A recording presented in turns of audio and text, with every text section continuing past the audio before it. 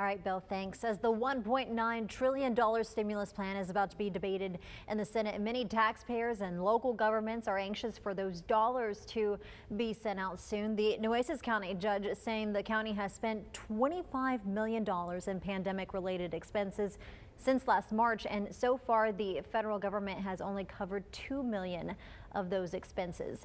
Michael Gibson reports. Since the pandemic began, Nueces County has been having to cover most of the cost associated with fighting the virus.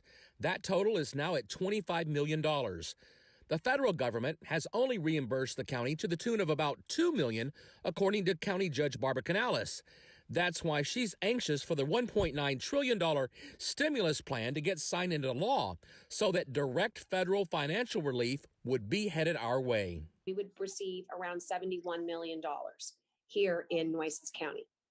And what we would use it for are all of the good response programs that we have currently going on. Some of the biggest expenses that the county and city have incurred is because of the COVID-19 testing that's had to be done, as well as the vaccination clinics, which have been set up to try and get everyone inoculated. Since the beginning of the pandemic, the COVID-19 experience has had a devastating impact locally. Congressman Philemon Vela has been working closely with the White House and his fellow congressmen to get financial relief to taxpayers and local governments.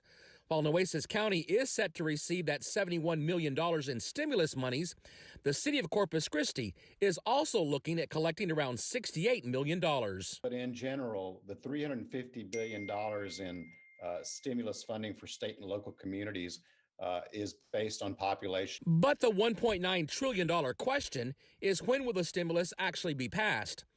The congressman believes that the Senate will begin debating the bill on Wednesday. He expects that sometime next week, that version will be back before the House to vote on. Michael Gibson, 3 News.